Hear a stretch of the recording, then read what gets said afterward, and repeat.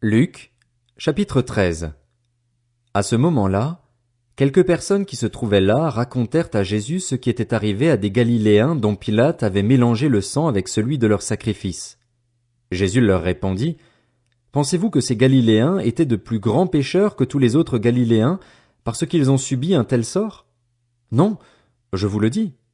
Mais si vous ne changez pas d'attitude, vous périrez tous de même. Ou bien ces 18 personnes sur qui la tour de Siloé est tombée et qu'elle a tuées, pensez-vous qu'elles étaient plus coupables que tous les autres habitants de Jérusalem? Non, je vous le dis. Mais si vous ne changez pas d'attitude, vous périrez tous de même. Il dit aussi cette parabole. Un homme avait un figuier planté dans sa vigne. Il vint y chercher du fruit et il n'en trouva pas. Alors il dit au vigneron, « Voilà 3 ans que je viens chercher du fruit sur ce figuier et je n'en trouve pas. Coupe-le. Pourquoi occupe-t-il la terre inutilement? » Le vigneron lui répondit, « Seigneur, laisse-le encore cette année. Je creuserai tout autour et j'y mettrai du fumier. Peut-être à l'avenir donnera-t-il du fruit. Sinon, tu le couperas. » Jésus enseignait dans une des synagogues le jour du sabbat. Or il y avait là une femme habitée par un esprit qui la rendait infirme depuis 18 ans. Elle était courbée et ne pouvait pas du tout se redresser. Lorsqu'il la vit, Jésus lui adressa la parole et lui dit, « Femme, tu es délivrée de ton infirmité. » Il posa les mains sur elle. Immédiatement elle se redressa et elle se mit à célébrer la gloire de Dieu. Mais le chef de la synagogue, indigné de ce que Jésus avait fait une guérison un jour de sabbat, dit à la foule, « Il y a 6 jours pour travailler. Venez donc vous faire guérir ces jours-là et non pas le jour du sabbat. » Le Seigneur lui répondit en ces termes, « Hypocrite, le jour du sabbat, chacun de vous ne détache-t-il pas son bœuf ou son âne de la mangeoire pour le mener boire?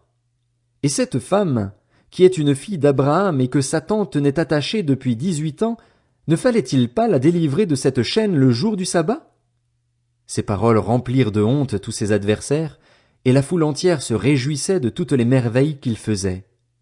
Il dit encore, « À quoi le royaume de Dieu ressemble-t-il et à quoi le comparerai-je? Il ressemble à une graine de moutarde qu'un homme a prise et plantée dans son jardin.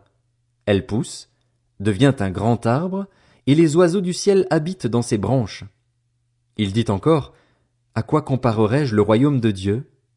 Il ressemble à du levain qu'une femme a pris et mis dans 3 mesures de farine pour faire lever toute la pâte. » Jésus traversait les villes et les villages, et il enseignait en faisant route vers Jérusalem.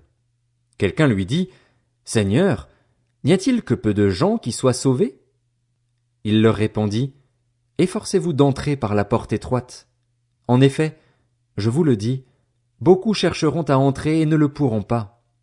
Quand le maître de la maison se sera levé et aura fermé la porte, vous qui êtes dehors, vous commencerez à frapper à la porte en disant, « Seigneur, Seigneur, ouvre-nous. » Il vous répondra, « Je ne sais pas d'où vous êtes. » Alors vous vous mettrez à dire, « Nous avons mangé et bu devant toi, et tu as enseigné dans nos rues. » Il répondra, « Je vous le dis, je ne sais pas d'où vous êtes. Éloignez-vous de moi, vous tous qui commettez l'injustice. » C'est là qu'il y aura des pleurs et des grincements de dents, quand vous verrez Abraham, Isaac, Jacob et tous les prophètes dans le royaume de Dieu et que vous serez jetés dehors. On viendra de l'est et de l'ouest, du nord et du sud, et l'on se mettra à table dans le royaume de Dieu.